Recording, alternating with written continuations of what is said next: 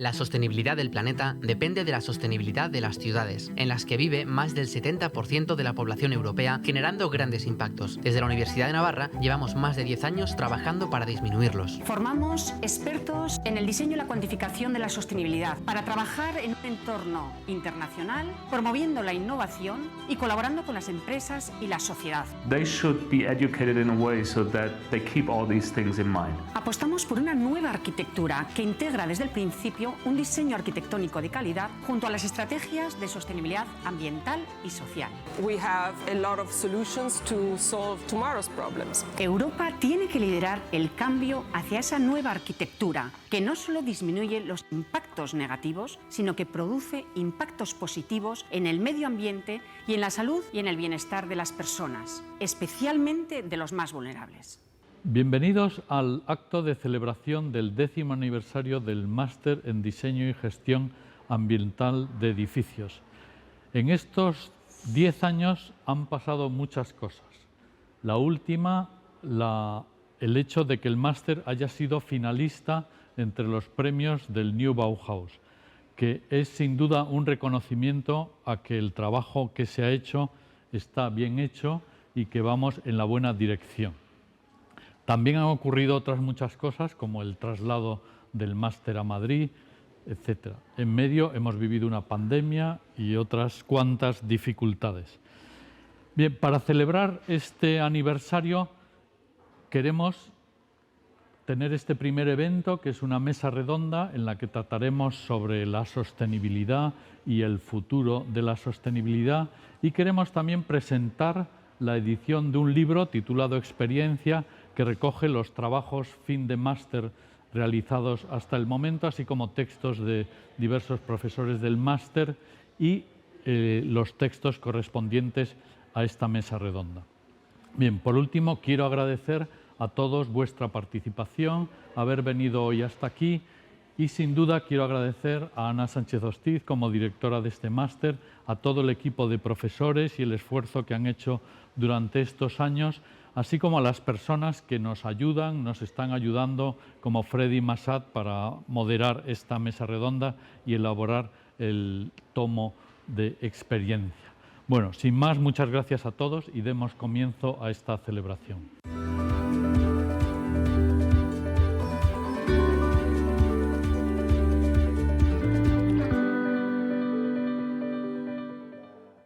Y Ana también por haber contado conmigo para esta presentación.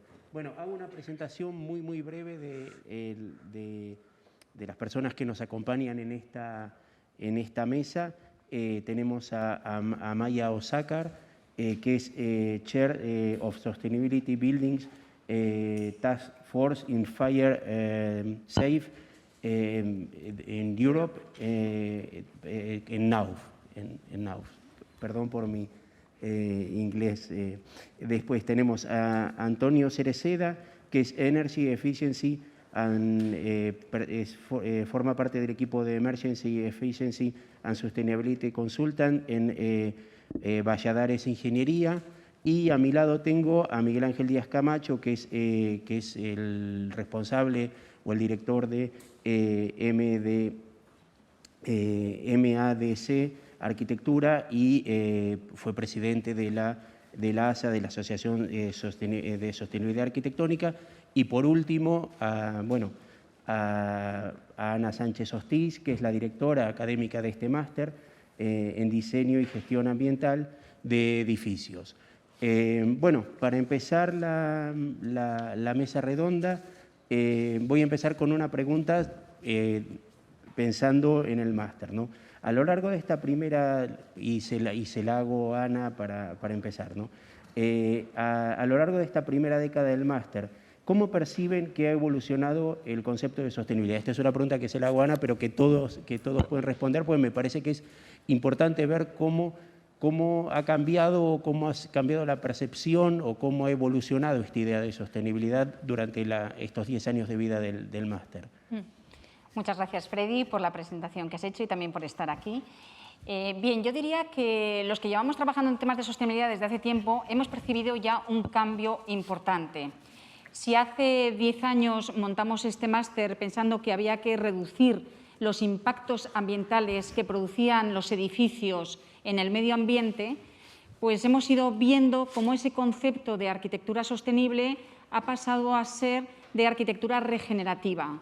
Ya no es tan importante reducir los impactos negativos en el medio ambiente, sino producir un impacto positivo en el medio ambiente y en la salud y el confort de las personas. Es decir, hemos pasado de la escala edificio, podríamos decir, a la escala de ciudad, donde también es muy importante pues, las infraestructuras verdes, las infraestructuras azules y, sobre todo, que si tenemos que producir un impacto positivo en la salud y el confort de las personas, a los aspectos ambientales en los que trabajábamos hace 10 años, 12 años o 15 años, que estaban centrados sobre todo en cómo disminuir el consumo de energía, los materiales, el agua, producir menos emisiones, pues ahora ya estamos trabajando en temas de calidad del aire interior, en confort térmico, confort lumínico, confort acústico, también en contacto con la naturaleza, cómo tenemos que recuperar el contacto con la naturaleza que en las ciudades se ha perdido y se han deshumanizado, cómo podemos, a través de la arquitectura, también crear cohesión social en la sociedad. Por lo tanto, creo que ese concepto que antes manejábamos, que era hacer lo menos malo, ha pasado a ser hacer algo positivo por el medio ambiente y las personas. Y eso lo estamos viendo ya pues, en las propias certificaciones ambientales que luego veremos, cómo de pasar de aspectos ambientales solo, pues se han introducido ya los aspectos sociales en esas certificaciones. Yo creo que eso ha sido como el gran cambio que yo he percibido en estos 10 años. ¿Tú, Miguel Ángel? Sí, bueno, gracias por la invitación, Ana, de la universidad. Yo la verdad es que coincido con Ana totalmente, ¿no? Fijaros que en el año 2000, hace 15 años, ¿no? Solamente estábamos preparando el escenario 2020, ¿no? Lo que se llamó Europa 2020, era lo que es ahora Europa 2030, ¿no? El marco 2030. Estábamos preparando el 2020, que era reducir las emisiones un 20%, reducir el consumo de energía un 20% y aumentar la producción de energías renovables en la edificación un 20%. Eso se llamó Estrategia 2020, que, dejadme que os diga que en el contexto de la Unión Europea lo hemos cumplido. O sea, hemos hecho los deberes, hemos llegado como a ese reto que nos marcamos aproximadamente a principios del milenio. Es verdad que ahora ese escenario se nos queda pequeño, como decía Ana, ¿no? Yo creo que ahora, por ser muy breve la respuesta, podríamos hablar de muchísimos nuevos retos y digamos que esos se nos han quedado ya como asumidos. No es que estén superados, porque yo creo que no están superados, lo que están es asumidos por todas las administraciones diferentes, incluso os diría por los usuarios. Yo me encuentro en el estudio a clientes informados, clientes que piden lo que a vosotros y a nosotros nos interesa. Y eso es muy importante, hasta que no lleguemos a crear esa necesidad o que el usuario final o el cliente final o el habitante final de los barrios de nuestras ciudades solicite una mayor atención y exigencia de la materia ambiental, pues por mucho que nosotros la ofrezcamos desde nuestros despachos de arquitectura, no vamos a tener mucho recorrido. Por citar tres variables que a mí me parecen novedosas, yo creo que Ana, ya las ha citado también, pero una es la salud. Quizá la pandemia ha cambiado completamente la manera de entender lo que llamábamos sostenibilidad, que es una definición del año 87, por otra parte el desarrollo sostenible es una cosa ya bien antigua, ¿no? Entonces, quizá la salud y la salubridad, que también es cosa antigua, pero ha empezado a tomar una nueva relevancia en el diseño de nuestras arquitecturas y ciudades también, ¿no? La segunda, pero muy relacionada, es la habitabilidad. Yo creo que las soluciones que solamente atienden de manera exclusiva a la eficiencia energética están dando paso a soluciones que mejoran la habitabilidad de los edificios, que es algo que en contextos, en países desarrollados es necesario y en países en vías de desarrollo quizá todavía lo sea mucho más. Luego quizá podemos hablar un poco de esta visión eurocéntrica que a veces nos empapa, a mí el primero, por supuesto, y sin embargo creo que es cuando he ido a Colombia o cuando he salido a otros países, ¿no?, fuera de la Unión Europea, creo que lo único que he hecho ha sido aprender, ¿no? El otro día en una universidad argentina, en una charla, los alumnos me hicieron las preguntas más difíciles del mundo, ¿no? Digo, pero ¿de dónde han salido estos alumnos, ¿no? Porque tienen otra realidad y aprendemos mucho. Y la tercera, que creo que está por incorporar, es la tecnología. Y esto lo cuento desde una metáfora que se va a entender muy bien, ¿no? O sea, los semáforos son una tecnología antigua que tenemos en casi todas las ciudades del mundo, ¿no? La narrativa de las Smart Cities, de las ciudades inteligentes, hace que los semáforos además puedan contar coches, puedan contar vehículos, puedan regular de manera automática el tráfico, puedan ser más eficientes, ¿no? Es una especie de narrativa de uso de la tecnología hacia la eficiencia. Hay, sin embargo, otra categoría de usos que son en Viena los he visto, en Copenhague, que son los semáforos amables, ¿no? Que adaptan el tiempo en función de las personas que cruzan. Las personas con alguna disabilidad tienen más tiempo para cruzar, ¿no? Son semáforos más largos que atienden diferentes velocidades. Yo nunca hablaría de movilidad urbana, hablaría de movilidades. No hablaría de ecología, hablaría de ecologías. En este sentido, no hay por qué elegir. Podemos tener un semáforo que cuente coches, que mejore la eficiencia y al mismo tiempo atienda cuestiones sociales, como decir, de repente reconozca las caras de los que vamos a cruzar y module el tiempo en función de las personas que están esperando ese paso de cebra, ¿no? Es un semáforo que no existe. Si hay algún fabricante de semáforos en la sala, hablamos al final en el cóctel.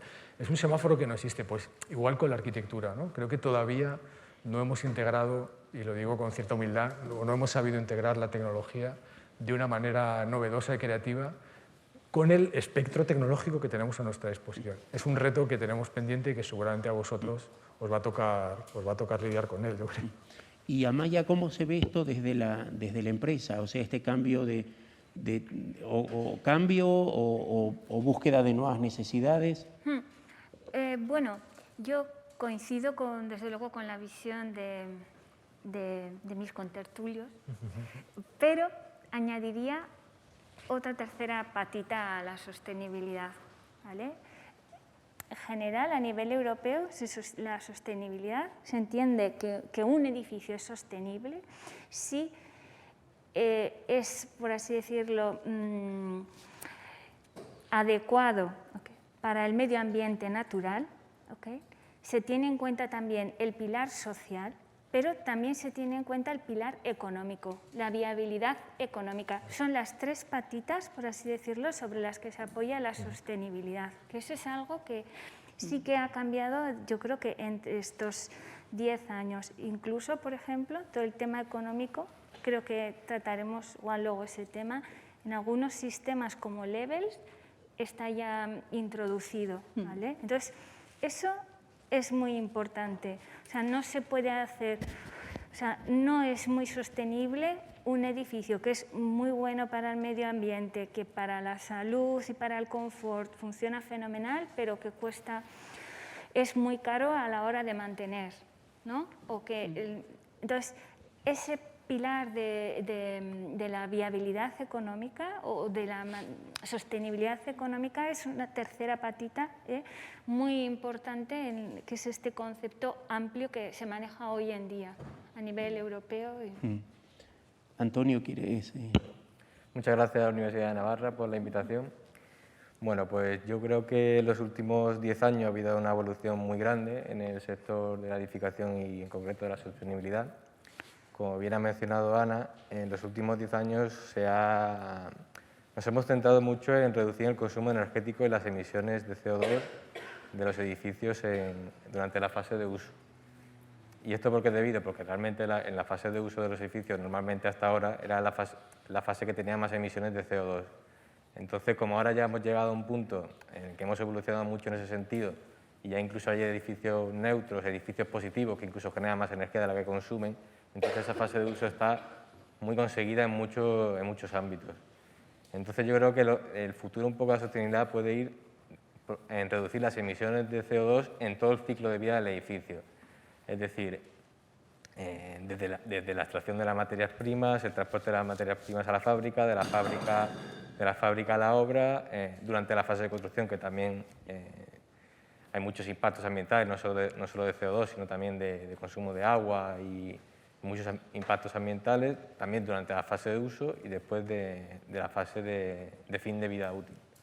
Es decir, yo creo que un poco ese puede ser el reto de mejorar todavía más y ampliar un poco la visualización de la sostenibilidad global en todo el ciclo de vida del edificio. ¿Y cómo construyen, cómo contribuyen en la puesta al día del concepto de sostenibilidad de acción y compromiso de los gobiernos, ¿no? Porque puede haber muy buenas intenciones desde la academia o desde las empresas, pero ¿cómo lo viabilizan eso los gobiernos, ¿no? ¿Y cuáles son los retos y avances que propone la Agenda 2030 o cuáles son los puntos críticos que habría que mejorar? No sé si quiere empezar Ana o Miguel Ángel. Me da igual. Empiezo yo. Empiece. Bueno, es una pregunta muy interesante porque los gobiernos son cambiantes en todos los ámbitos, en el local, en el autonómico y en el nacional. Cada uno tiene, digamos, su propia agenda, su propia visión sobre estos temas que estamos tratando. Yo creo que la Agenda 2030, lo que supuso, aprobada en Quito en 2016, ¿no? por Naciones Unidas, y que supuso, ¿no? la Declaración de los Objetivos de Desarrollo Sostenible, que ya conocéis, que sustituyen a los Objetivos del Milenio, ¿no? Anteriores, que también estaría bien que conocierais para ver la evolución que ha sufrido todo ese marco internacional. Yo creo que es muy positivo porque supone una serie de indicadores que son asumidos por prácticamente casi todos los gobiernos del mundo. Creo que en las Naciones Unidas lo configuran 196 países, bueno, corregirme. Más o menos, sí. 197, no están todos los del mundo, pero son muchos. Y creo que digamos, las directrices que surgen de ahí son asumidas por todos los países de una manera como amable, ¿no? Por todos los gobiernos, con independencia del signo, el color, vamos a decir, su historiografía en torno a estos temas, el negacionismo sobre el cambio climático. Es decir, hay partidos políticos en todos los países del mundo que tienen su propia trayectoria con este tema. Sin embargo, estas directrices las asumen como propias, ¿no? Esto es algo que los que llevamos muchos años en este mundo lo valoramos muchísimo, porque hay documentos parecidos a los ODS de los años 90, sí, mejores incluso, sí, pero han sido creados por un gobierno de un partido en un momento dado. Justo cuando llegaba el siguiente, no es que se anulara, pero sí se invisibilizaba o tenía una posición secundaria. Esto, yo creo que el marco 2030, desde luego, es una oportunidad excepcional para que todos los gobiernos de prácticamente de todos los países y luego, como hablábamos en el debate previo, ¿no? Cada país pueda generar su agenda urbana. En el caso de España, pues hemos hecho la agenda urbana española, pero hay países que han decidido no hacerlo e irse directamente a la agenda urbana europea, que por cierto es un documento, quizá ahora lo puedan comentar los expertos en Europa, pero es un documento magnífico. La agenda urbana europea, no es necesario hacer una agenda urbana, a no ser que de alguna manera quieras, como aquí se ha hecho, yo creo que con buen criterio, ajustarlo a tu país, ¿no? Y de ahí han surgido todas las agendas locales, con lo cual, fijaros cómo, claro, estamos ya 5 años después, ¿no?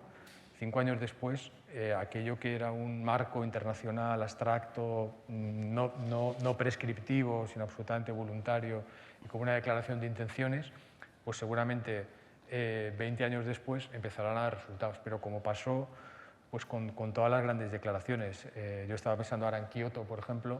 Kioto tardó, creo que desde el año 96, en España no se implanta hasta el año 2006, ¿no? Después de todos los pasos que tiene que dar. Por lo tanto, los que llevamos ya más tiempo en esto vemos que los tiempos de la sostenibilidad son largos, no es de hoy para mañana, ¿no? Quizás la Agenda 2030 a mí me parece excepcional. Cuando era más joven era más crítico con este tipo de agendas, ¿no? Discursos, no sé qué, luego creo que hablaremos de Greta Thunberg, ¿no? Como más, eso no vale, yo tal.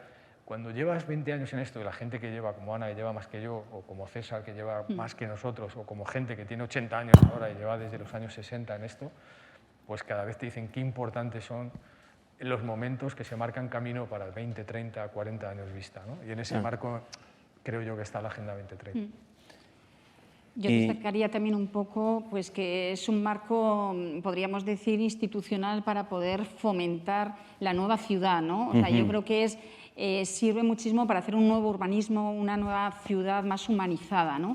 Y en ese sentido, pues claro, no solamente parte de un diagnóstico, sino que además hay unas estrategias, unos objetivos, unos indicadores que van a permitir que cualquier persona que quiera hacer algo se va a la agenda urbana y ve lo que está ahí establecido y puede tener un marco de referencia. A mí eso me parece muy importante. O sea, me parece también muy importante que un acuerdo como es a nivel internacional, los ODS, hayan podido descender a nivel europeo, o sea, primero internacional, luego europeo, luego nacional y luego local, ¿no? Yo en ese sentido lo veo totalmente positivo, ¿no? Pues por la cantidad de cosas que recogen. Negativo, pues yo diría que quizás es difícil de aplicar todo lo que viene ahí. O sea, hay tantos objetivos, hay 10 objetivos, hay no sé cuántos indicadores. Bueno, pues yo creo que es bueno cogerlo como una referencia para cuando vas a hacer algo, pero intentar aplicar eso para el 2030 yo lo veo inviable, como tal. Yo he visto las agendas urbanas, por ejemplo, locales, algunas de ellas, y claro, al final dices, bueno, pero ponerle patas, vamos a ver, vamos a hacer cosas concretas, vamos a rehabilitar este barrio para poder hacer un barrio sostenible, verde, donde metamos la infraestructura azul, la verde, donde rehabilitemos los edificios, donde, ¿no? Pues es que tenemos que descender a ese nivel, ¿no? Donde las personas vulnerables tengan también un espacio público donde poder desarrollar su vida social, además de poder rehabilitar sus viviendas. Entonces, creo que tiene muchas cosas positivas, yo diría que casi todo es positivo, coincido totalmente con lo que tú dices, y lo único que le veo un poco es que tenemos que descender, tenemos que ser prácticos, ¿no? Perder nunca esa visión holística que tiene, una visión muy amplia, de verdad es que lo recoge todo lo que hemos estado diciendo, pues el uso del suelo, pues está ahí como objetivo prioritario. La rehabilitación frente a extender la ciudad, que lo estamos viendo a decir, pues está en la agenda urbana española.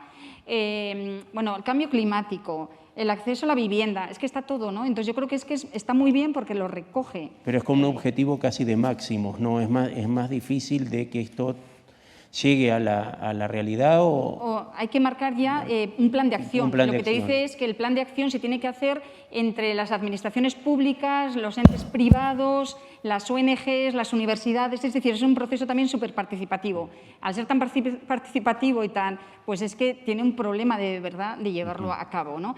Y yo creo que administración pública, privada, ONGs, universidades, políticas, también políticos.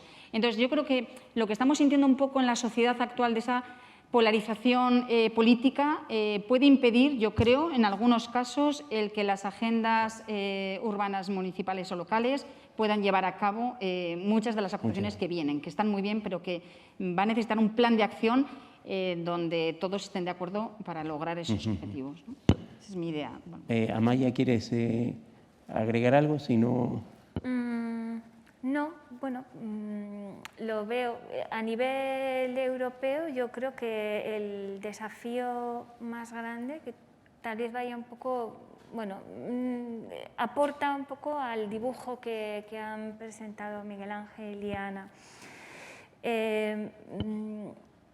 Los Objetivos de Desarrollo Sostenible se plantean en Europa con el Pacto Verde Europeo en el año 2020 y se publica la Ley del Clima en el mismo año, ¿vale? En julio del año pasado se presenta un paquete de medidas que enmiendan alguna de esas leyes y de esas acciones, ¿vale? Se revisan y empieza a trabajar en aspectos prácticos en lo que se refiere a la implementación de esa Ley del Clima en los distintos países. A nivel europeo, el desafío ahora es la armonización de esas distintas políticas nacionales para que de alguna manera tengamos un marco armonizado. Esas discusiones que se van a llevar a cabo en los próximos meses son ahora, pues bueno, no dejan de ser un desafío importante y es compatible con la necesidad de bajar al suelo y plantear los aspectos prácticos, pero a la vez es muy importante en el ámbito del mercado único europeo, ¿vale? Si queremos ser capaces de viajar, si queremos tener una Unión Europea real, el tema de la armonización está en el corazón de cada pequeña cosa que hacemos en el día a día. Entonces, hay que... Diga. Una pequeña aclaración, porque yo hablaba de la Agenda de Naciones Unidas, han hablado de la Agenda Urbana Española, ¿vale? Simplemente porque quede claro, y quizá, yo creo que coincidiendo con lo que se decía anteriormente, la Agenda Urbana Española, uno, por hacer también una crítica en ese sentido, es que no está dotada presupuestariamente. O sea, simplemente es un marco estratégico que ha inspirado a algunos ayuntamientos y a otros no, depende ya del ayuntamiento. Sin embargo, los fondos Next Generation que vienen ahora, que es un paquete importante, ¿no?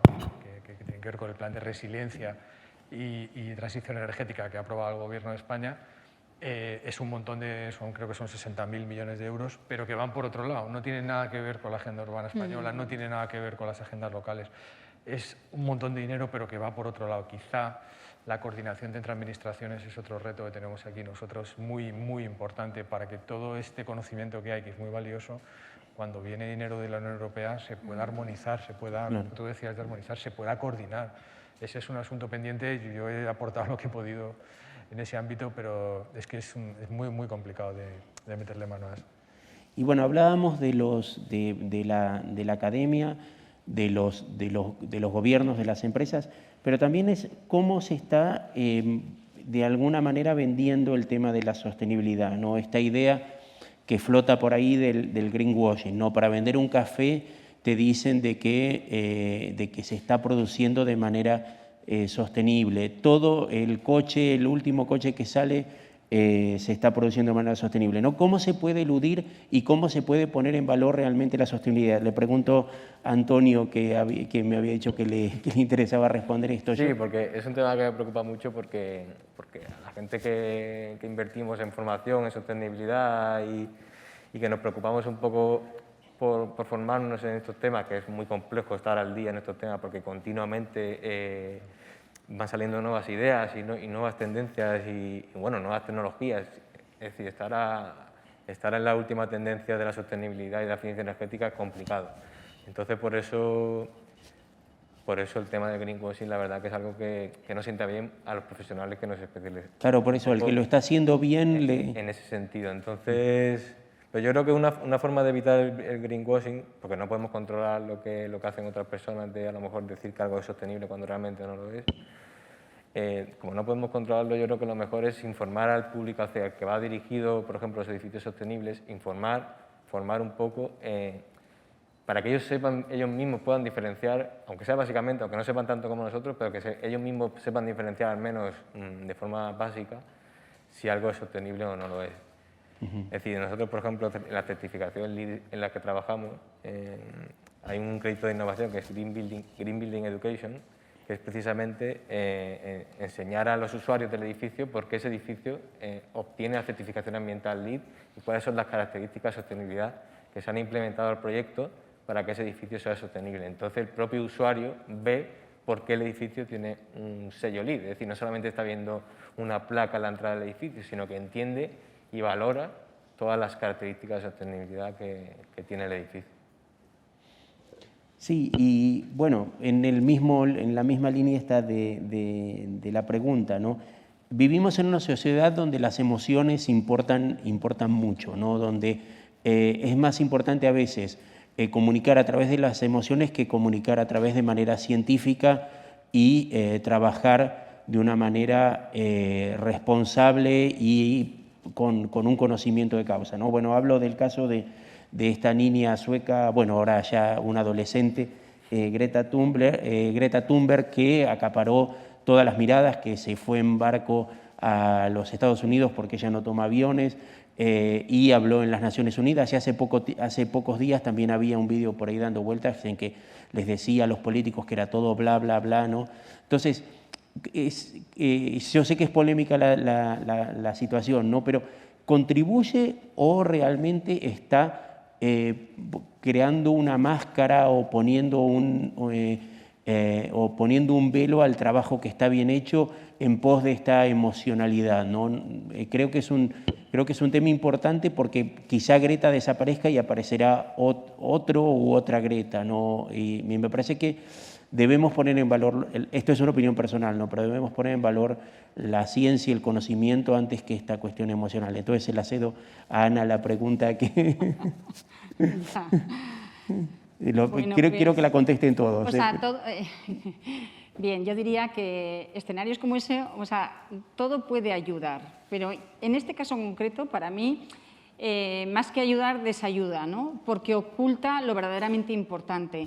O sea, estamos en un momento muy crítico respecto al planeta, muy crítico en cuanto a las condiciones sociales y económicas de los hombres, de las ciudades, y entonces a mí me parece que este tipo de cosas esconde lo verdaderamente importante, o por lo menos crea barullo y de alguna manera creo que no se va a lo importante. Yo recuerdo cuando la COP25, es decir, en diciembre de 2019 aquí en Madrid, Las noticias que aparecían en el periódico eran casi más importantes si Greta había llegado a Lisboa o no había llegado a Lisboa, frente a lo que teníamos una serie de científicos, políticos, autoridades en Madrid reunidos, que era una oportunidad única para poder llegar a unos acuerdos importantes en cuanto a cambio climático. Entonces, me parece que se desviaba la atención hacia una cosa que es accesoria, todo ayuda. O sea, quiero decir que nada es ni blanco ni negro, sino que hay muchos matices. Pero yo creo que estamos en un momento crítico y tenemos que ser muy serios y los científicos son los que tienen que dar los datos. Me viene ahora a la memoria, por ejemplo, una conferencia a la que asistí en el MIT, pues no sé si era hace como 4 años, que la daba Mario Molina, Premio Nobel de Química 1995. Fue el descubridor del agujero de la capa de ozono, ¿no? Entonces, la conferencia era Cambio climático, política y comunicación. Y él hablaba de que cuando él descubrió, me parece que fue en 1972, que los clorofluorocarbonos eran uno de los producían la destrucción de la capa de ozono. Entonces empezó a publicar artículos en prensa, y se le echaron todos encima diciendo que eso no era verdad, que no era cierto, ¿no? Entonces él decía que muchas veces los periódicos utilizan titulares sensacionalistas y no van al verdadero problema ni a los datos. Entonces, 12 años después, él con otra persona que ahora no recuerdo el nombre, que fue también Premio Nobel 1995, fueron ellos dos, consiguieron medir y observar la destrucción de la capa de ozono en la Antártida, ¿no? Y entonces ya la gente les creyó y a partir de ahí, en 1985, se prohíben los clorofluorocarbonos en la sociedad, en los edificios y en el mundo, ¿no? Yo me acuerdo que tuve la oportunidad de hablar luego con él después de la conferencia, ¿no? Y le conté que era directora de un máster de sostenibilidad y entonces él me decía, mira, es importantísimo medir la cuantificación, los datos. Los científicos tenemos que estar dando datos para que la gente pueda hacer políticas de adaptación. Entonces, los políticos se quejaban un poco de eso, ¿no? Los políticos a veces se fían más de los titulares sensacionalistas o de determinadas cosas en lugar de ir a los datos ciertos, ¿no? Y él me hacía mucho hincapié cuando yo le dije, uno de los puntos diferenciadores de este máster es la cuantificación. Y él me decía, pues siga así, insistiendo en que hay que cuantificar y hay que dar datos, ¿no? Porque hay mucha gente que piensa que poner una cubierta verde es sostenible, pero hasta que no cuantifique de verdad si esa cubierta verde en ese lugar, en ese clima, en ese contexto, es más sostenible que otro tipo de cubierta, estarán utilizando recursos que no sirven para nada, ¿no? Entonces, a mí me parece que eso es muy importante, ¿no? Que los científicos son los que tienen que dar los datos para poder establecer los planes de actuación. Entonces, en el caso de Greta, a mí me parece que justamente en la COP25 o sea, fue una desviación de atención hacia un caso que para mí desviaba la atención de lo verdaderamente importante, que es llegar a acuerdos y quien, por ejemplo, me acuerdo también, pues que Greta hizo un discurso, ¿no? En la COP25 y todos la aplaudieron, entonces me parece muy bien, pero quien tenía que estar ahí eran los científicos, claro, ¿no? Dando datos. Entonces, claro, para mí eso esconde la realidad. No sé si vosotros tenéis alguna percepción distinta, o sea, porque esto... Sí, Yo... No, pero está bien que no estemos de acuerdo. Me encanta llevar la contraria. En este caso no le voy a llevar la contraria a Ana, nunca me atrevería. Pero... Claro que sí. No me atrevo. Entonces, lo que voy a hacer es aportar, enriquecer un poco tu visión, ¿vale, Ana? A mí me parece que todo lo que dices es verdad y lo ignoro, pero entiendo que en cierta medida el protagonismo de Greta ha podido impedir o ser un obstáculo, ¿vale? Para avanzar en el tema de la solución de los distintos problemas que ahora nos acechan o que tenemos que resolver. Pero al mismo tiempo veo que Greta es un símbolo, ¿vale? O sea, representa una serie de... representa la añoranza más profunda de la sociedad de hoy, ¿vale? Entonces, cuando decimos, no es que Greta haya ido en barco a no sé dónde, cuando vemos esa noticia, lo que nos viene a la cabeza es todo lo que va después, ¿no? Ese símbolo, esa emergencia climática. Entonces, aunque a nivel práctico pues probablemente pues igual no sea oportuno a nivel científico o incluso pueda llegar a echar arena sobre el buen hacer de los científicos, que no dudo que es lo más importante. Yo que tengo hijos, ¿vale?, veo que hoy en día las personas jóvenes se fijan mucho en las imágenes, en los símbolos, tal, y representa aspiraciones profundas de la sociedad y de alguna manera les predispone a estar más sensibles a esos temas, ¿vale?, y a quererse a interesarse por eso. Y igual en el futuro profesional, el día de mañana, ¿por qué no?, desarrollarse como científicos en alguno de esos ámbitos, ¿vale?, en los que tenemos que avanzar. Entonces, estoy de acuerdo contigo, pero me parece que a nivel social es una figura importante de la cual yo particularmente no prescindiría hoy en día. Yo voy a dar otra visión paralela o alternativa a las dos, o complementaria a las dos, ¿no? No sé si habéis leído un libro de Saramago que se llama Ensayo sobre la ceguera, donde todos los seres humanos se quedan ciegos progresivamente, ¿no? Toda la humanidad se va quedando ciega, empieza a ver blanco, ¿no? Uno pues le pilla conduciendo, otro le pilla trabajando, y todos se quedan ciegos, ¿no? Entonces, pues el libro va, no os voy a decir de qué va, pero va sobre bueno, si estamos ciegos o no, etcétera. Tiene unas reflexiones, pero el libro es muy bonito porque es muy sorprendente. Es como algo que no te esperas que pueda suceder, ¿no? Yo creo que, dando la razón a mis dos compañeras, creo que los científicos, o sea, desde Darwin, Darwin ya tenía un discurso muy parecido al que tiene Greta Thunberg.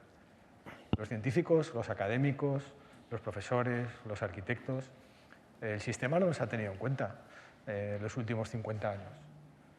No nos ha tenido en cuenta las cosas que hemos dicho, que hemos puesto sobre la mesa, porque hemos llegado a una situación, que es la que estamos ahora, donde ahora estamos como reaccionando, ¿no? Y este discurso coge mucha importancia, a la que podríamos no haber llegado, especialmente en este país, ¿no? Entonces, yo creo que de repente fueran los niños, ¿no? Y cuando me llegó me dio mucha ternura, ¿no? Porque es como cuando todo el mundo se queda ciego, que los niños sean los que digan, oye, esto no puede ser, era un blind spot, era un ángulo muerto del sistema. El sistema nos espera, o sea, nadie nos esperábamos, que fueran los niños los que dijeron, mira, dejo de ir al colegio porque no tengo futuro, ¿no? O sea, ahora mismo en La Palma los niños no van al colegio porque hay un volcán y no pueden ir, ¿no? Entonces, mira, es que ¿para qué voy a ir al colegio si es que está lleno de ceniza y tal? O sea, más allá, fijaros, de las consecuencias, el hecho de que eso suceda, solamente el hecho de que suceda, es como lo del ensayo sobre la ceguera, ¿no? Te deja como decir, bueno, ¿y ahora qué hacemos? Si todos somos ciegos y no vemos ninguno, o si los niños decidieran a nivel mundial, porque yo creo que era en todo el mundo. Esto los viernes... Esto no fueron 4 chavales en Suecia ni en España. Esto fue en todo el planeta, que todos los niños decidieron no ir al colegio porque decían, pero ¿para qué voy a ir si no tengo futuro, ¿no? A mí como adulto me hacía sentir algo que no había sentido hasta entonces, ¿no? Cuando yo recibo esa noticia, ¿no? Es verdad que luego eso ha degenerado en una cuestión realmente que ya tiene muchas vetas, ¿no? Vetas políticas, vetas de muchos intereses, ¿no? Pero yo, fijaros, no me quedo con lo que decía Ana, que tiene razón, o lo que decía la compañera, que tiene razón, sino con el hecho de que eso llegue a suceder. Y termino con lo que decía antes de Kioto. ¿Os acordáis? Año 96, en el año 2006 se aprueba en España. Los niños que empiezan al colegio en 2006, que tienen 5 o 6 años, pues entonces ahora tienen 16, 18 años, van a entrar a la universidad ahora. Curiosamente, el mensaje de esta chica cala en una población de una franja de edad que ya tiene una educación ambiental que yo no tuve en los años 70, cuando yo iba al colegio con esa edad. Yo estudiaba los ríos de memoria. Ahora a mi hijo le han llevado a ver los ríos y a ver cómo funcionan allí con las manos, ¿no? Han tenido otra educación. Y curiosamente el mensaje de Greta cala en ese estrato que ha recibido una educación diferente gracias a estos protocolos, a esta especie de grandes... Entonces, bueno, simplemente quería como subrayar el hecho de que suceda, ¿no? Luego ya mis compañeras han analizado las consecuencias desde ámbitos complementarios, ¿no? Pero el hecho de que suceda, la verdad es que para mí yo creo que es un hecho que va a ser destacado en la historia del siglo XXI, en los libros de historia aparecerá, ¿no? Y me parece justo que aparezca. Yo sobre todo estoy de acuerdo con la apreciación de Ana, de que diluye un poco lo realmente importante, que es el contenido científico de todo lo que está pasando, porque muchas veces los medios de comunicación se quedan un poco con lo más mediático. ¿Y qué es lo más mediático? Pues que Greta Thunberg haya ido en tren o no haya ido en tren, o bueno, se quedan un poco con lo más mediático. Entonces yo creo que lo más interesante sería que los medios de comunicación intentaran un poco irse a lo menos mediático y un poco más a culturizarnos y un poco más a darle contenido a todos esos eventos internacionales gubernamentales, en lo que lo más importante no es que vaya Greta Thunberg, lo más importante es lo que se está tratando Lo que se está, claro, en esos eventos gubernamentales. Bueno, y además los científicos llevan avisándonos del cambio climático durante mucho tiempo, no es algo de ahora, es decir, desde los años 1990 como mínimo el IPCC, el International Panel of Climate Change, lleva haciendo informes, es decir, los científicos llevan hablando de esto mucho tiempo y es cierto que ahora es cuando la comunidad internacional se ha puesto de acuerdo con el Acuerdo de París, es lo más importante. Pero yo creo que, como bien decía Ana, que creo que se diluye un poco y lo más importante es realmente darle más contenido científico y me gustaría que los medios de comunicación creo que incidieran más en eso y menos en lo más mediático. Perfecto. Creo que no nos vamos a ver de acuerdo, pero todos tenemos un punto de vista que tiene sentido. Y ahora, ahora hacemos un pequeño salto, ¿no? Y le pregunto a Antonio, ¿qué aporta Levels frente a otros sistemas de certificación existentes como LEED, BREEAM o WELL? Sí, el sistema de Levels lo más interesante es que es imprescindible hacer un análisis de ciclo de vida del edificio en toda la fase en toda la vida útil del edificio. Eso es lo más interesante porque es imprescindible para Levels. En cambio, en comparativo con las certificaciones ambientales LEED y BREEAM, actualmente, en las versiones actuales, el análisis de ciclo de vida es algo opcional, es decir, puedes optar por ese requisito o puedes optar por no hacerlo. A mí me parece muy interesante y me parece, siempre invito a todos los clientes a que lo hagan porque me parece una herramienta muy interesante porque analizas el impacto que tiene todas las decisiones que tomas con respecto al diseño del edificio, los materiales. A mí me parece muy interesante y el comparativo entre Levels y la certificación ambiental LEED y BREEAM es que no es obligatorio. A mí me gustaría que fuera obligatorio. De hecho, podría escribirle al GPCI y intentar que fuera un prerequisito, como se dice que son los requisitos obligatorios. Pero me parece lo más interesante en el comparativo. A mí me gustaría añadir ahí que quizás también es un marco en el cual es posible comparar los edificios sostenibles desde los diferentes aspectos, ¿no? Es decir, la Unión Europea en ese sentido lo que quiere es, vamos a establecer una serie de criterios que al final van a ser 6, que son muy similares a algunos de ellos a los de LEED o BREEAM o incluso WELL, ¿no? Pero que de alguna manera dices, establecemos un marco para poder comparar y decir realmente cuándo un edificio es sostenible o no. Y no te tienes que gastar un dinero en una certificación, sino vamos a seguir los criterios de energía, materiales, agua, cambio climático, coste. Es muy interesante porque Level introduce ya los costes y también salud y bienestar, salud y confort. Es una mezcla ya entre LEED y WELL, ¿no? O sea, LEED o BREEAM y WELL. Yo creo que esa complementariedad también es muy interesante porque la WELL está muy pensada en el impacto que producen los edificios y la ciudad en las personas, ¿no? Entonces, Level, pues es un marco para que podamos comparar un edificio en Bruselas, un edificio en Pamplona, en Madrid y, pues no te tengas que gastar. Yo sí que estoy de acuerdo que si no se establecen unos ratios o unos niveles o si no se obligan en los concursos de arquitectura o de alguna manera esos criterios, pues a lo mejor no va a servir para mucho, sino simplemente una guía. Es como que un arquitecto, ¿no?, en su estudio de arquitectura dice, yo voy a coger el Level como referencia y ahora digo que los kilovatios hora por metro cuadrado tal son tal, pero ¿con qué sistema tú analizas los kilovatios hora metro cuadrado año o los kilogramos de CO2 equivalente durante el análisis de ciclo de vida, ¿no? Entonces, yo creo que sí que es muy interesante establecer como ese nivel para poder comparar los edificios sostenibles en cualquier lugar, ¿no?, sin que te tengas que gastar en una certificación. Pero bueno. Añadir una cosa a eso que decía Ana, que me parece interesante, que es una reivindicación a nivel económico de la banca, ¿no? O sea, muchas veces le hemos pedido a la banca que hagan unas hipotecas verdes, que den una financiación especial a los proyectos que tengan una sensibilidad ambiental de algún tipo. Y nos decían, ya, pero ¿qué es sostenible? Porque un LEED plata es mejor que un BREEAM, no sé qué. O sea, es que yo tengo un lío. O sea, ¿por qué no hacéis una herramienta unificada que diga a nivel europeo qué edificio es sostenible y cuál no? Y en ese marco surgió Levels, en el marco de dar respuesta a muchos sectores que nos piden, que no son arquitectos, que no son expertos y que necesitan que les ayudemos a decir de manera lo más sencilla posible y lo más consensuada posible. Por eso en el origen de esta herramienta simplificada pero unificada están todos, están LEED, está BREEAM, está también GBC World. Es esa idea de por favor simplificarlo y que haya consenso entre todos, que todos me digáis lo mismo, porque un banco le dices cosas distintas, él rápidamente dice, o sea, el sector de la banca lo que busca es la máxima estabilidad posible, la máxima certidumbre posible. Y yo creo que Levels en ese sentido es una herramienta muy buena que disponéis desde hace relativamente poco tiempo y que va a ayudar mucho, yo creo. Por ejemplo, pongo un ejemplo que me viene también a la memoria, ¿no? Estuve hace 2 semanas en Italia con el Gobierno de Navarra porque en un proyecto europeo LC District, Low Carbon District, y fuimos a ver casos de éxito, ¿no?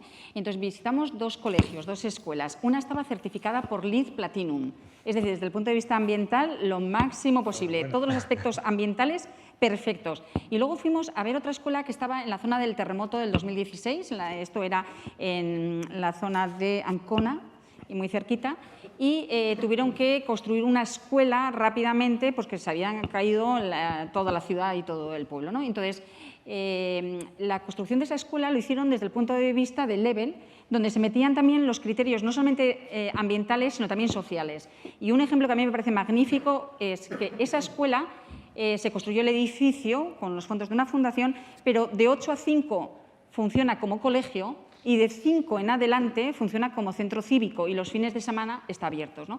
Es una llamada de atención a decir, tenemos dentro también de lo que es la economía circular, ¿no? No podemos seguir construyendo edificios que solamente se utilizan de forma parcial durante un tiempo. Y todos los colegios de España, podríamos decir, la mayoría de ellos son así, ¿no? Tienen un horario escolar, están cerrados los fines de semana, están cerrados en verano y dices, bueno, pero si pueden ser como el centro cívico, en lugar de construir otro centro cívico, vamos a compartir usos, ¿no? Entonces yo creo que eso es muy importante y eso, por ejemplo, está reflejado parte en los criterios que puede tener el Level, ¿no? Que recoge la parte esa económica y también de que los materiales estén en el proceso productivo lo máximo posible, ¿no?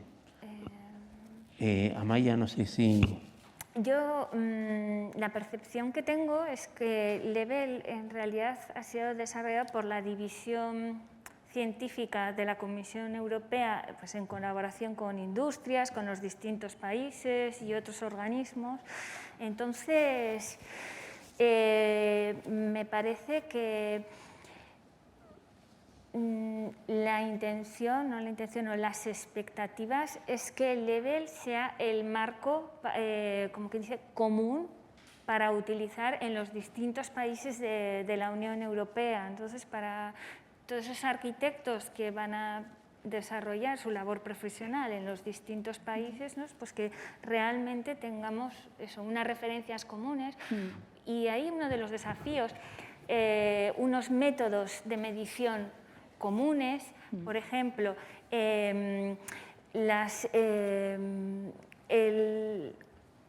la medición, ¿vale?, del carbono embebido, los edificios, ¿vale?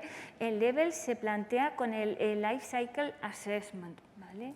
Por ejemplo, ahora en Francia se propone a nivel nacional un sistema de medición diferente, el Dynamic Life Cycle Assessment. Esos son los desafíos que a nivel europeo son, entre comillas, más calientes, ¿vale? Y que luego en el día a día y para el desarrollo de la profesión pues, son muy importantes, para que todos entendamos lo mismo. Cuando hablamos de eso, de un edificio sostenible, hablando de cada uno de los distintos parámetros que entran dentro del paraguas de sostenibilidad. Y otro de los conceptos que quizá hoy cada vez están más en boca de los arquitectos es el tema de los arquitectos y de la sociedad en general, es el tema de la rehabilitación, ¿no? ¿Creen que la rehabilitación, bueno, para los que estudiamos en el siglo pasado en la arquitectura, era como que la rehabilitación, bueno, había gente que la hacía, pero que había que hacerlo todo nuevo, todo de brillante. Y creo que esto es un cambio que se está produciendo en la universidad, de que en la universidad se empiece a enseñar a que se pueden reconstruir edificios aunque no tengan un valor patrimonial, y en esto el Pritzker a Lacaton y Basal quizá está marcando un camino. Quizá el Pritzker lo está haciendo por una cuestión de moda, pero hay un camino, ¿no? Hay una necesidad de enseñar a rehabilitar edificios. ¿Lo ven esto como una opción sostenible y una opción posible en el panorama europeo y español? No sé, Miguel Ángel, si quieres. Sí, perfecto. O sea, muy brevemente yo creo que sí, que claramente es el camino, ¿no? Pero yo creo que yo la primera vez que leí a Jane Jacobs, ¿no?, de los 60, que decía que las ciudades serían las minas del futuro, ¿no?, el lugar donde extraeríamos casi todos los recursos y materiales que hemos invertido anteriormente, ¿no? Sin duda, creo que además el Pritzker, no solo el de Lacaton y Basal, yo creo que el premio, otros premios como los premios Mies van der Rohe llevan 5, 6, 7, 8 años premiando proyectos de rehabilitación, y creo que es una buena línea. Yo creo que es una cuestión, hablando a nivel aquí español, muy necesaria. O sea, hemos construido, la mayor parte de nuestro parque edificado es anterior a la entrada en vigor del Código Técnico, es anterior a 2008, y una grandísima parte está hecha por lo tanto, incluso anteriores al 78, que es la primera normativa que marcaba aislamiento en España, las normas básicas de la edificación, que es algo que nos pilla a los que estudiamos en el siglo XX. Por lo tanto, aquí tenemos un gran campo de oportunidad para rehabilitar.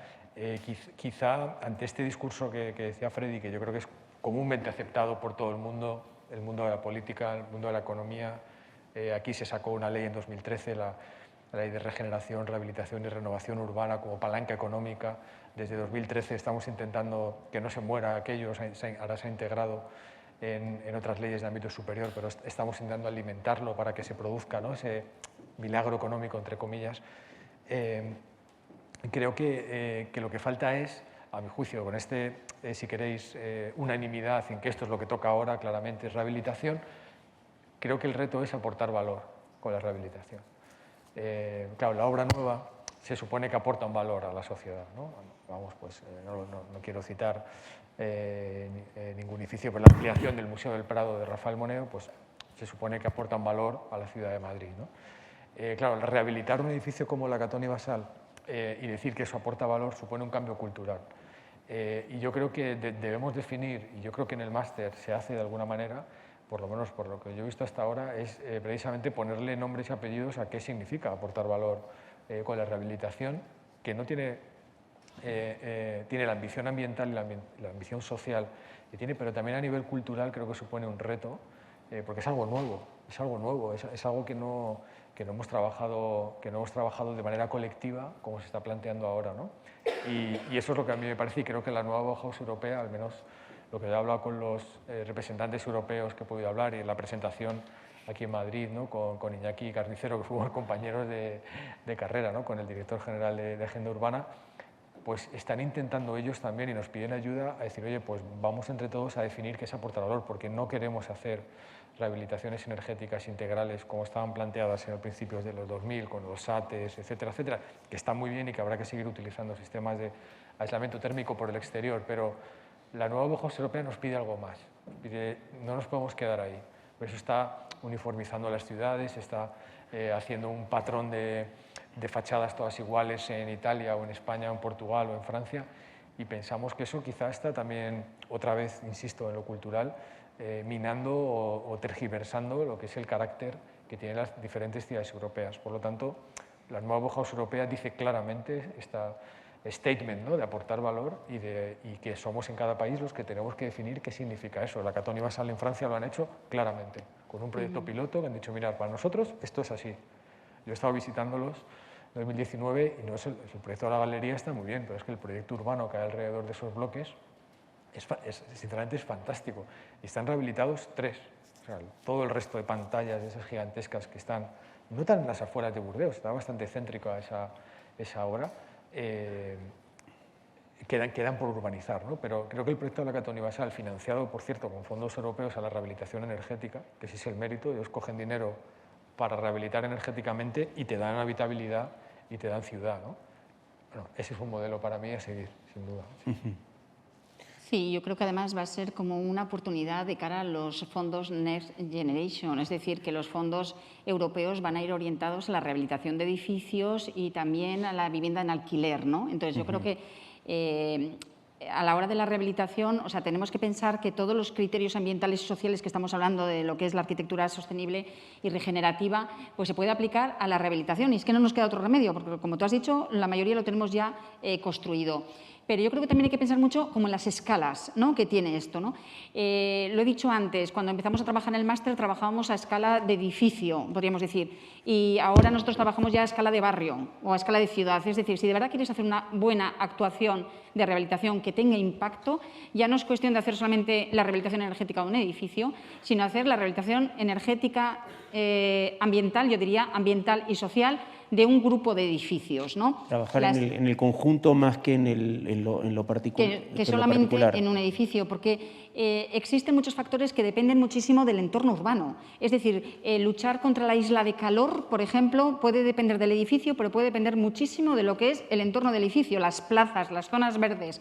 Entre poner una plaza pavimentada de color negro o poner un corredor verde, un corredor de agua, es que la isla de calor se minimiza mucho más, ¿no? Es decir, que hay que trabajar a la escala de barrios y de verdad queremos que esos fondos de Next Generation de verdad se apliquen bien y tengan una repercusión importante.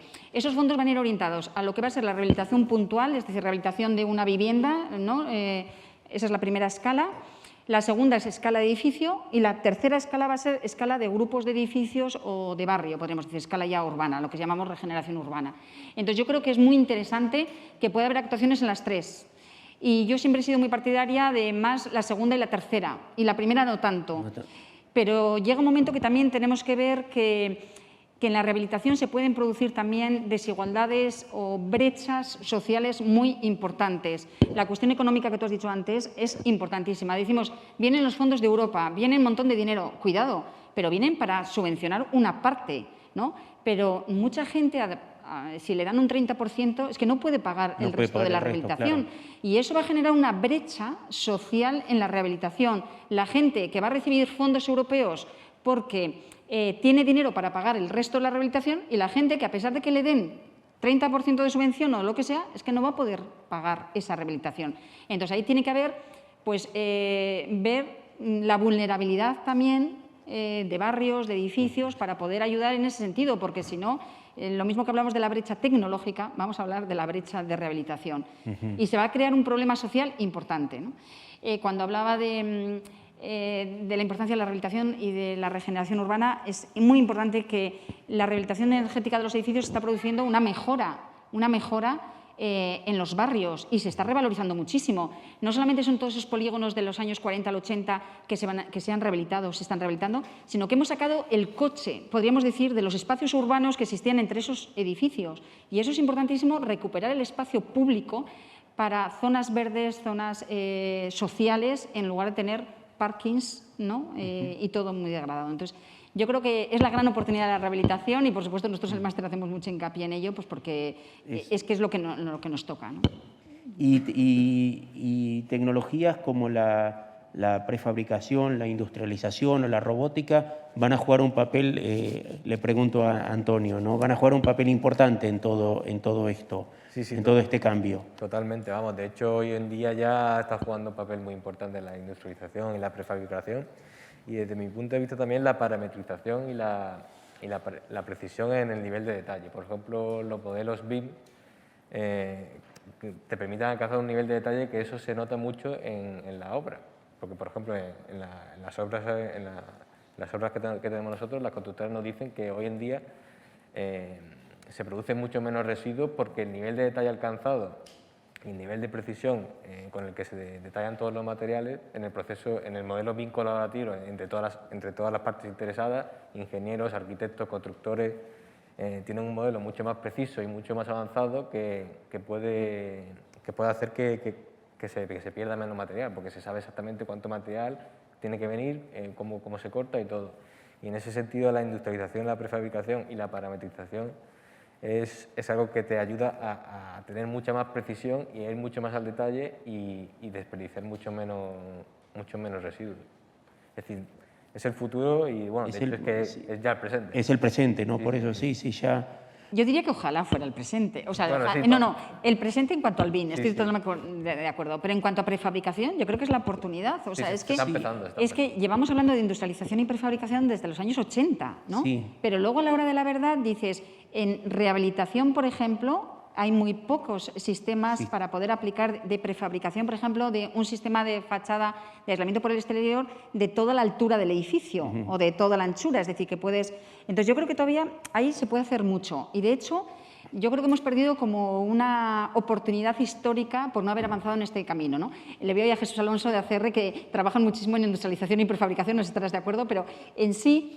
Yo veo que, por ejemplo, yo he estado últimamente en varios debates en la Feria de Edifica, pues con el director general de Vivienda en Navarra y me decía, decía allí mismo en la mesa redonda, no nos va a dar tiempo a gastarnos el dinero que llega de Europa. En 3 años no es posible gastarse ese dinero. Entonces yo le decía, bueno, la prefabricación sería posible, con prefabricación. Tú tienes prefabricado en una fábrica sistemas para fachadas, para cubiertas y lo puedes hacer. El problema es que hemos perdido esa oportunidad histórica de habernos preparado previamente a ello. Ahora no estamos preparados en 3 años, a lo mejor, para hacer todo el volumen de obra que se podría hacer, ¿no?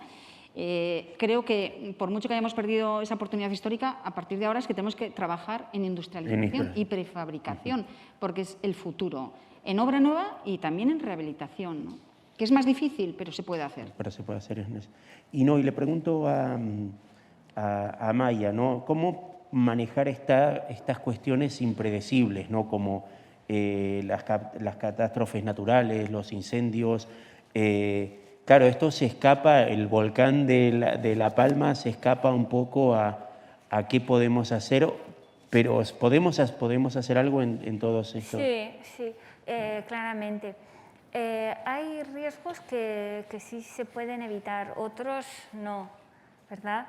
Pero está claro que ante todos estos desafíos naturales, que en gran parte o muchos de ellos vienen causados por el cambio climático y por el calentamiento global, otros no, el volcán de La Palma o los incendios en el interior de los edificios. Un edificio ante un evento así puede reaccionar de distintas maneras. Puede estar mejor o peor preparado. Durante el evento puede reaccionar de mejor o de peor manera y, sobre todo, las consecuencias que eso va a tener a la hora de volver a utilizarse van a ser muy grandes, ¿vale? A esto se le llama la resiliencia del edificio. Uno de los objetivos de las Naciones Unidas es la sociedad más resiliente, ¿verdad? Y el tema de los edificios resilientes, algunos discuten que es parte de la sostenibilidad, otros dicen que sostenibilidad va dentro de resiliencia. La verdad es que van de la mano, ¿vale? Un edificio que, por ejemplo, no responde bien en caso de incendio, que es, no sé qué, eso que tiene un alto grado un alto riesgo de incendio o elementos combustibles, no lo sé, en fachada, ¿vale? Y la posibilidad de que arda es muy grande. Lógicamente no es un edificio sostenible. Si eso arde, el coste de rehabilitación, el impacto social, el impacto ambiental en cuanto a emisiones de CO2 y el gasto económico, pues va a ser muy grande. Entonces, ese es otro de los desafíos. Y los cambios que decías antes, ¿no? Los cambios en los materiales con los que se construye o los artefactos que vamos haciendo, ¿no? Como decías, los coches eléctricos, cambian también ciertas cuestiones en esta... Sí, las actuaciones a nivel de, no solo de edificios, sino también de ciudad, ¿vale? Para mejorar, para reducir la demanda energética, ¿vale? Para hacer edificios con un balance neutro, por así decirlo, muchas veces conllevan pues eso, la aplicación de técnicas constructivas diferentes, ¿no? O, por ejemplo, a nivel de eficiencia energética, la envolvente del edificio tiene mucha importancia, pero claro, si ponemos muy buen aislamiento, pero ese aislamiento es combustible, el riesgo de incendio del edificio es muchísimo mayor y entonces a nivel medioambiental pues, y a nivel de sostenibilidad del edificio pues afecta mucho, pero lo mismo ocurre, por ejemplo, con el uso de los coches eléctricos, ¿vale? Si el incendio que puede ocurrir en un garaje con los coches de combustible no tiene nada que ver con el incendio que puede generar los coches eléctricos. La curva de calor que generan es diferente y conlleva que el edificio ante el incendio esté preparado de una manera diferente. Por ejemplo, la utilización de paneles solares en la cubierta o en la fachada. O sea, las nuevas formas de construir o de plantear o de diseñar los edificios, cómo no, afectan a otros aspectos que son muy básicos y muy fundamentales, están por debajo de lo que es el confort, ¿vale? Como son el tema de la seguridad y que son un elemento clave y fundamental que a día de hoy no se entiende o no hay mucha sensibilidad, por lo menos en... Perdóname, en ese sentido, el coche eléctrico es peor que el coche de combustible. Peor. O sea, las baterías, si se incendia una batería de litio... Sí. Entonces, un garaje, si uno tiene que diseñar un garaje para coches eléctricos, tiene que tomar otras precauciones que no para un coche de combustible. A nivel de normativa, porque la normativa siempre va detrás, ¿vale? Todavía eso no se contempla, pero la realidad es que la nueva forma de construir, la nueva forma de plantear los edificios va a generar, como dice, otras cuestiones de fondo, otros desafíos, como por ejemplo el riesgo de incendio, ¿no? Que conllevarán, no cabe duda, otros cambios normativos. Y eso es muy importante tenerlo en cuenta y hay mucho que avanzar a nivel de investigación y de conocimiento en ese campo. Es muy, muy importante. Es realmente muy interesante porque son temas que uno quizá nunca se planteó, no piensa que el progreso viene acompañado de mejoras y a veces...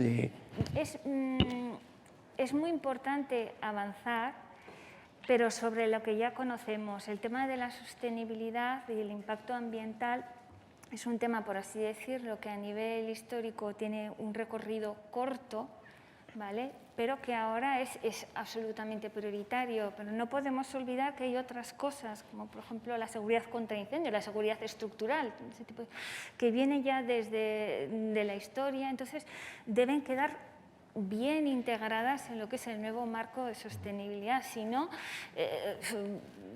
pues terminaremos avanzando en unas cosas y metiendo la pata en otras. Entonces, bueno, esto me lleva a la última pregunta, que es, ¿cuál es, para cada uno de ustedes, cuál es el reto más importante que debemos, o uno o dos, o los que consideren que debemos plantearnos sobre el tema de sostenibilidad y de cómo seguir avanzando en cada uno de los ámbitos en el que cada uno de ustedes trabaja? Si quieres, empezamos por Amaya y vamos... Bueno, o si quieres pensarlo un poco... A nivel personal y por mi dedicación profesional, realmente el entender cómo estos nuevos planteamientos de diseño en los edificios, ¿vale?, afectan, tienen un impacto en cuanto al nivel de riesgo, el nivel mínimo de seguridad de las personas, ¿vale?, así como el impacto que esos incendios tienen a nivel social y a nivel medioambiental, para mí es importante, personalmente. Antonio. Ay. Se me cae esto. Perdón. Pues desde mi punto de vista es lo que he comentado antes, el mayor reto es reducir el consumo y todos los impactos ambientales en todo el ciclo de vida del edificio, pero es decir, y después ese consumo hacerlo sostenible, es decir, tú reduces todo el consumo lo máximo posible, pero después que ese consumo sea sostenible. Eso para mí es muy importante en todo el ciclo de vida del edificio, porque lo que no puede ser es que sigamos viviendo como, igual que en el siglo XX, pero en vez de un sistema basado en combustibles fósiles, un sistema basado en energías renovables. Claro. Tenemos que tener un pensamiento diferente y un pensamiento mucho más sostenible en todos los ámbitos. En ese sentido, me parece que tenemos mucho que avanzar en que las ciudades están todavía basadas en el vehículo privado. Vamos, de hecho, el tráfico está en Madrid peor que nunca, a día de hoy. Entonces, me parece que tenemos muchísimo que avanzar en ese sentido de hacer la ciudad para los peatones y hacer una ciudad que no esté basada en el vehículo privado. Entonces, creo que tenemos mucho que avanzar en ese sentido y nosotros como arquitectos tenemos mucho que decir porque podemos hablar con los promotores y podemos promover que los proyectos sean en zonas que tengan un mejor transporte público, que tenga red de carril bici, es decir, evitar un poco la reducción de la huella del aparcamiento, la reducción de carreteras asfaltadas, como ha dicho Ana también, reducir el efecto de isla de calor, integrar el diseño de la naturaleza tanto en nuestra arquitectura como en el urbanismo. Es decir, creo que son muchos los temas que nos queda por mejorar, pero creo que pero sinceramente creo que en estos últimos 10 años hemos avanzado muchísimo. Después, creo que la rehabilitación energética me parece también que es muy interesante y que se potencia tanto a nivel empresarial como a nivel político y como a nivel universitario. Bueno, desde mi punto de vista, a nivel universitario, como sugerencia, a lo mejor me gustaría que sí que se estudiara un poco más la estructura del edificio, es decir, darle un poco ese estudio de todos los escenarios posibles a futuro, es decir, de rehabilitación, de reutilización, y después también estudiar la adaptabilidad, que también ha comentado Ana, la adaptabilidad de los edificios en esa rehabilitación o incluso en edificios nuevos, y también la deconstrucción de los edificios, eso a nivel universitario. Y después, a nivel político, me gustaría que se incidiera en la no utilización de nuevos suelos. Estamos hablando de que hoy en día el planeta hay más suelo usado por el hombre, se estima, es decir, yo no lo he comprobado, pero es decir, no sé si hay datos cuantificables lo suficiente, pero sí que se estima que el suelo usado por el hombre es mayor que el suelo natural. Eso nos habla de que tenemos que rectificar en ese sentido y hacer más restauraciones ambientales. En ese sentido, me gustaría que desde el punto de vista político, pues sí que a lo mejor se restringiera un poco más el uso de nuevos suelos y que a lo mejor, por ejemplo, se obligara a restaurar un hábitat natural a lo mejor de la misma superficie del suelo que estás usando. Con eso te evitas usar un nuevo suelo, quitarle suelo a la naturaleza y incentivas un poco la rehabilitación energética. Y después otro tema que también me gustaría sacar, no sé si me estoy...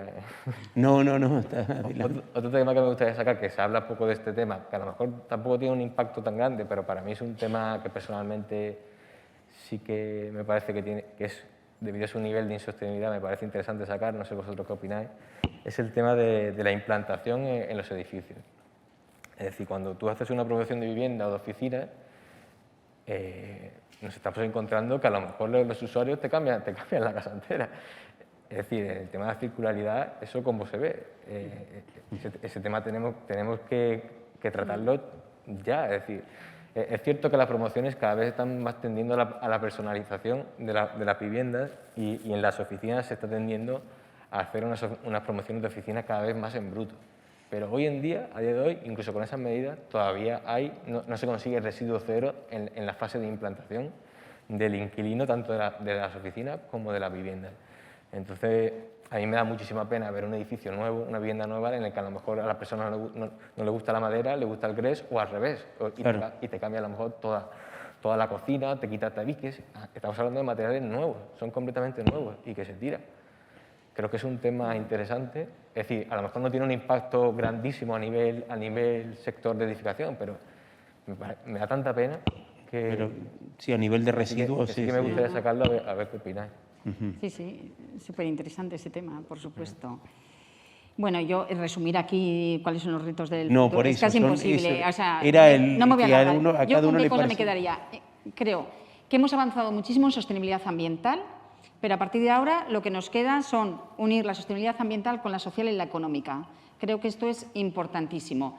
Y que tenemos ya montones de estrategias, la estrategia de economía circular, la estrategia de rehabilitación, la Agenda 2030, o sea, hay tantas cosas que entonces uno lo que tiene que ver es cómo puedo yo interiorizar todo eso en mi tarea profesional y en mi tarea personal.